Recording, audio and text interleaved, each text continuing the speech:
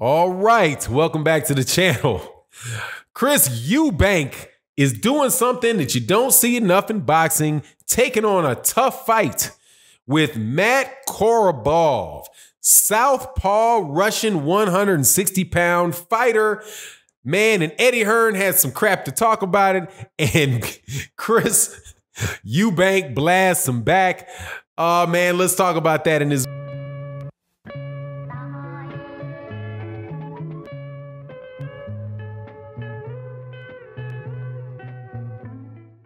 All right, welcome back to the channel, subscribers. If you are not subscribed, please subscribe and hit the bell icon so you can be notified of when we release more videos. Also, I want to say a special thank you to the Patreon community for your encouragement, for your support. Thank you very much. We're putting up another video today. Please leave a comment on the video. We really appreciate your support, consistent support. Would really appreciate comments and questions for other videos. Please send them to me. Also, want to say thank you to everybody on the live stream who comes Monday through Friday. Also, OG Boxing Talk Sunday morning, 8 a.m. Central Standard Time with myself, Blood Boxing, KQKC Boxing, and the boxing historian, Kurt Anderson. Let's talk about Chris Eubank and Eddie Hearn. Eddie Hearn, man. Eddie Hearn had enough nerve to talk crazy about Eubank fighting Matt Korobov. Said, and it's hilarious. This is what this dude says. He said, I don't know who's advising Chris Eubank to take this a tough fight against a guy that he's probably going to lose, right? Like, who's advising him? And my first thought was exactly what Chris Eubank responded with. Not the guy that advised Anthony Joshua to fight Andy Ruiz. Not the guy that advised Kell Brook to fight Gennady Golovkin.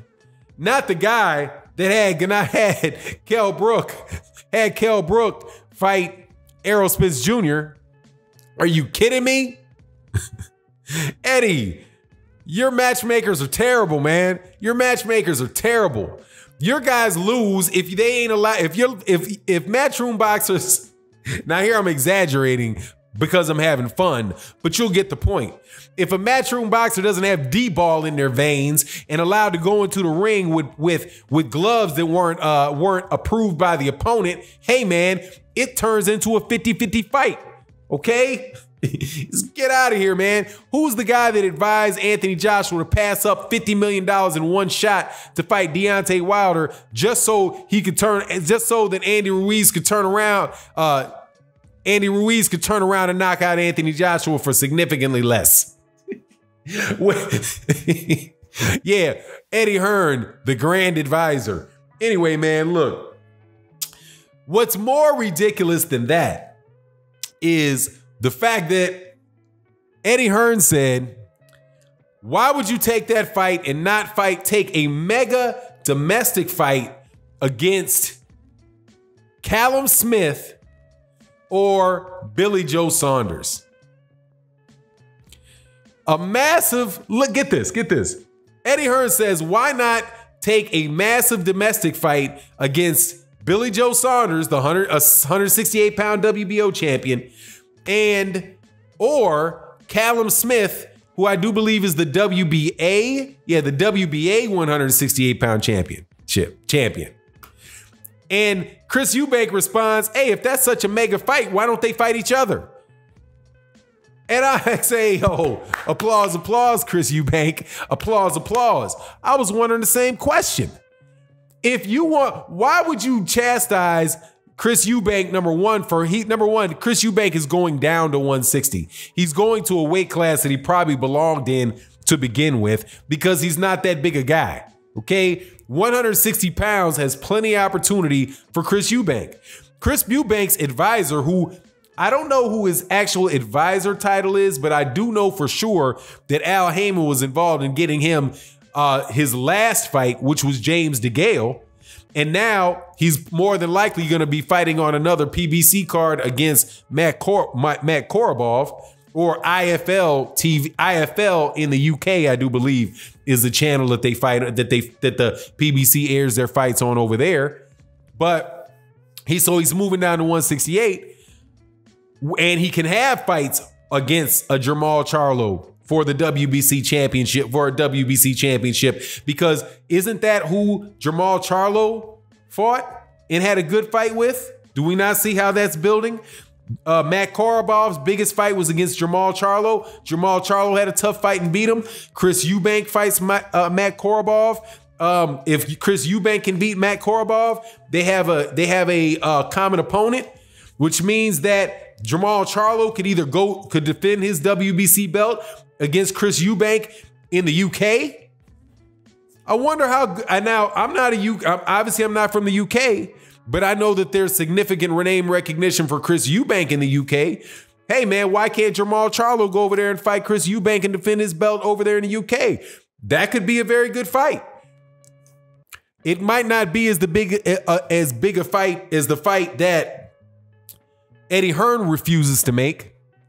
The fight between Callum Smith and Billy Joe Saunders. That seems to be something that is just makes sense, right?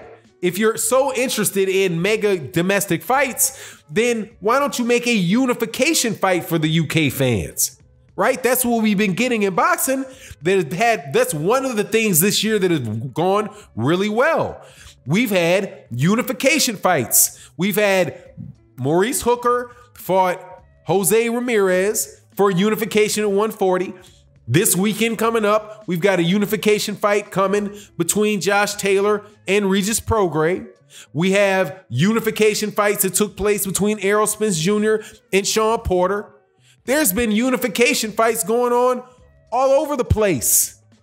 Hey, how about one more in the UK? Now, the Josh Taylor fight versus Regis Prograis, even though that's on a Matchroom card, has nothing to do with that fight being made.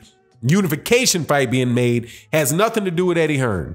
That is the World Boxing Super Series, and because they were a little cash hungry, they cut a deal with Eddie Hearn to allow Eddie Hearn to air it on Sky Sports along with the Derek Chisora and what would have been Derek Chisora and who was he fighting originally? Joe Joyce, which is now Derek Chisora versus David Price, which I'm sure they're going to put on pay-per-view for some crazy reason.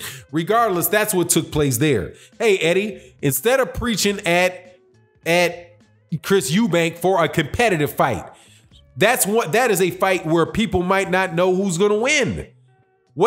I don't understand what the problem is with a guy fighting a tough fight. Maybe we should just continue to have fights where, you put your thumb on the scale. Where you decide where you put your thumb on the scale. Anyway, man, look, I love Chris Eubank's reaction to Eddie Hearn. I think that it definitely spotlighted a technique or a strategy that Eddie Hearn has regarding the 168-pound division. And that's, he wants to have all the belts and he wants to have control over multiple fights in the 168-pound division.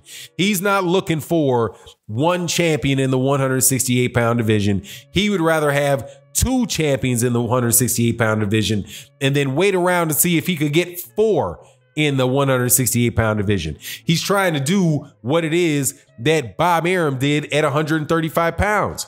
He was trying to do what he tried to do. Trying to do what he attempted to do. That's a better way to say it. At heavyweight, when Anthony Joshua had the belts, but he was so insistent. Eddie Hearn was so insistent on Dillian White fighting Deontay Wilder for the WBC belt so that Eddie Hearn could have two champions in the weight division, not one champion in the weight division, which quite honestly is purely selfish on the part of the promoter. And it's not about providing the best fights for the fight fans.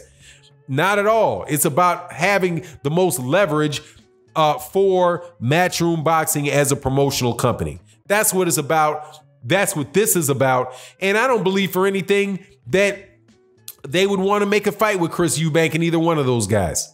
I don't know the history of the Eubanks in Matchroom, but I understand that his father, Chris Eubank Sr., was was one of the guys who had a slave contract with Barry Hearn. So I'm sure there's a little bit of, salt there.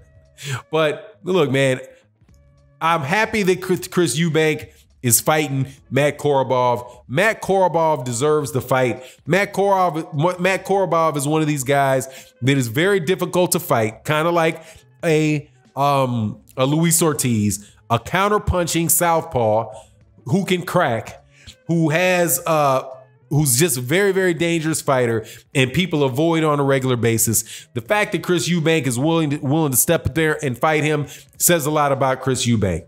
Chris Eubank would have fought Chris Korobov. He had fought in the World Boxing Super Series George Groves. He's fought Chris Eubank. He's fought James DeGale, Matt Korobov, George Groves, and Billy Joe Saunders. Hey man, this dude can retire knowing he fought the best competition around him, and you should be applauding Chris Eubank for that, not throwing jabs at him. Anyway, it is what it is. Let me know what you think in the comment section, and with that, I'm out. Peace.